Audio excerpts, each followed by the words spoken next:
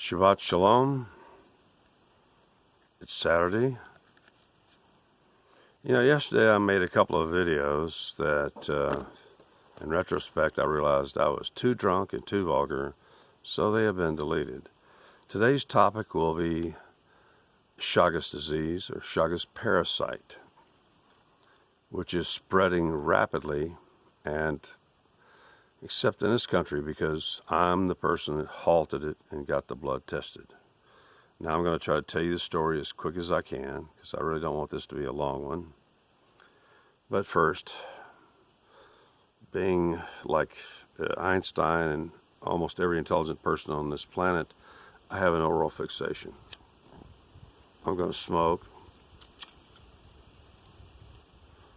Actually, the most intelligent people tend to be smokers because they don't want to, and very chatty like me, and they don't really want to be fat, because that's the other end of oral fixation. Is you might like to go out with one or two other couples to some place and have 24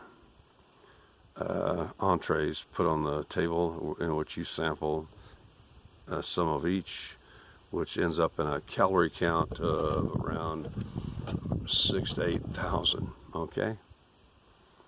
And if you can see right here, the reason I'm making this is that's happened during the night. I got attacked by a type of assassin bug. You may call them kissing bugs, but they're correctly known as assassin bugs, that has a unique feeding pattern.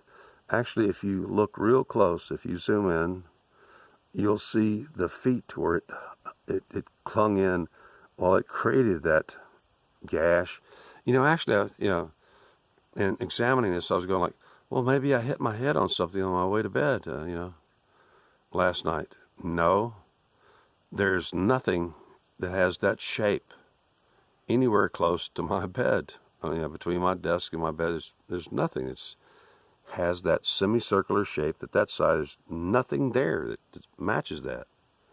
There's also no explanation.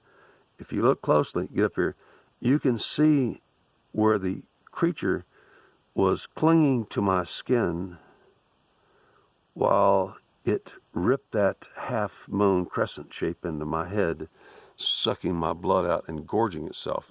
I don't even know the type, because the species that I know that can gorge this much blood, and it got a lot of blood, it usually just stands on the edge of the bed, scrapes off your skin, and then feeds on the lymph and blood feeding out.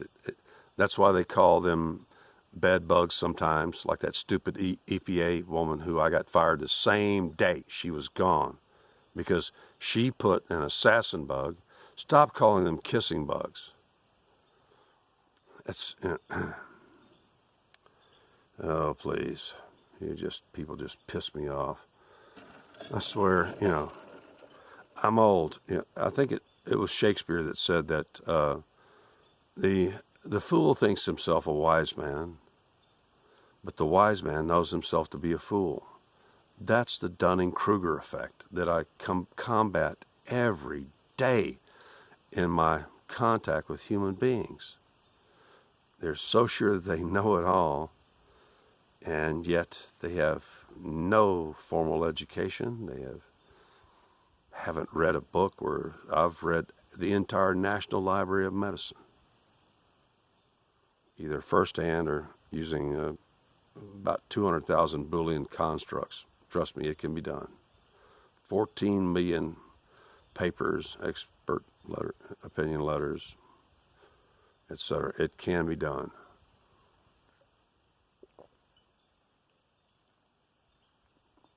Of course, it took me over 30 some odd years, and I had to wait till it was actually over 40 years, but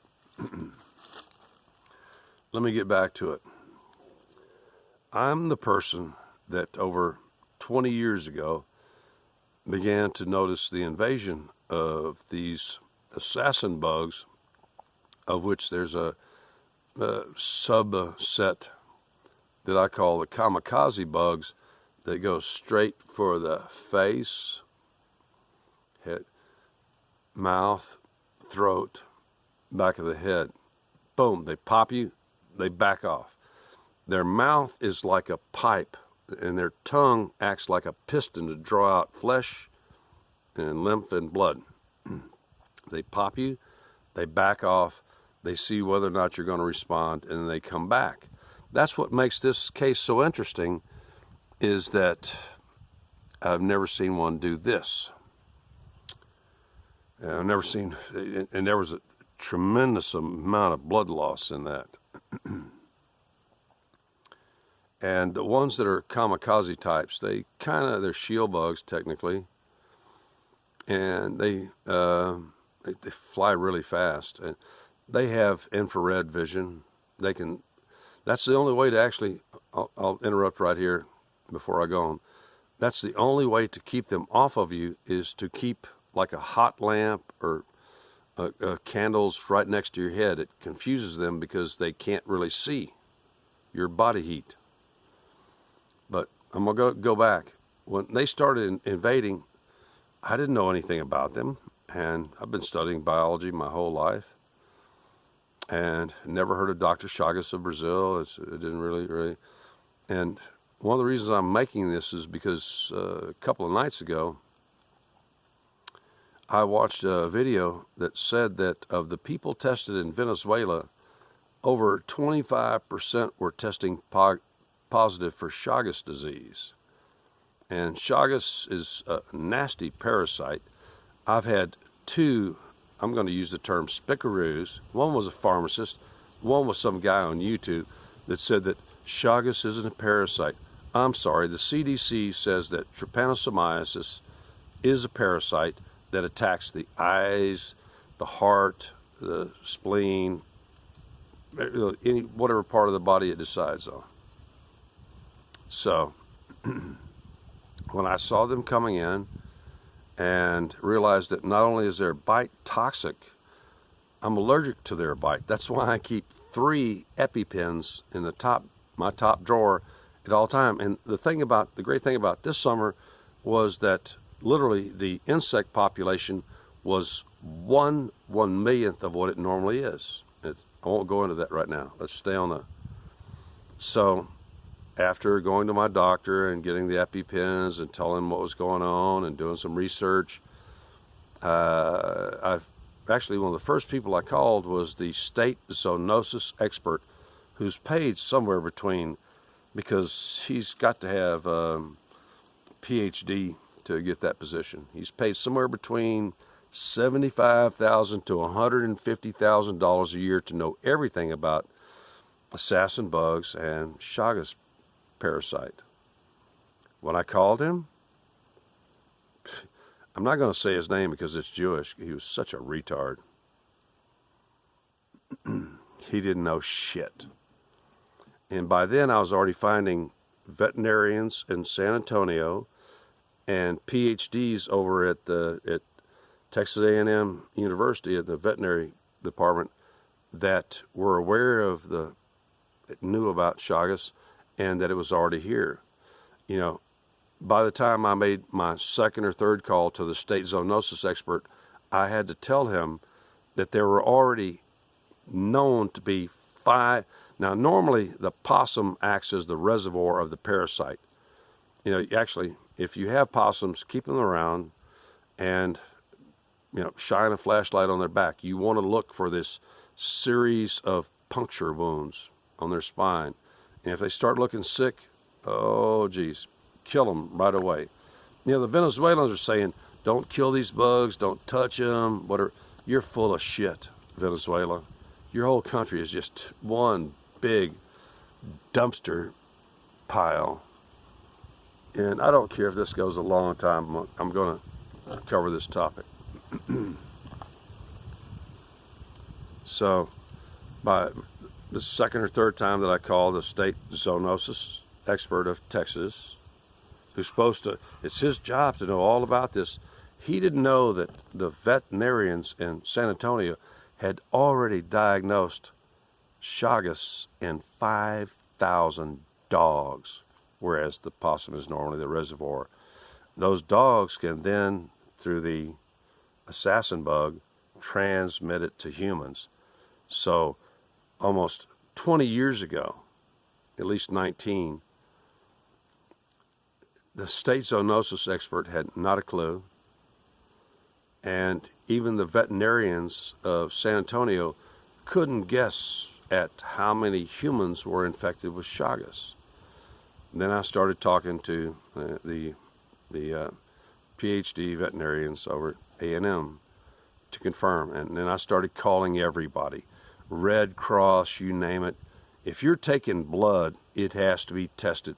I am the person that got all blood donations on border states tested for Chagas parasite. The only reason that now you have to go through a very extensive interview and your blood has to be tested for Chagas parasite is thanks to me.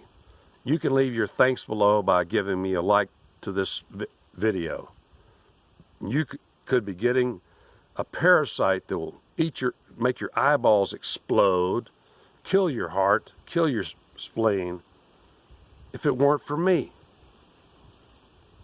You know, I've never really gotten the real, recognition I deserve in life for all of my work and stuff like that. Here's your chance. And I'm trying to tell you that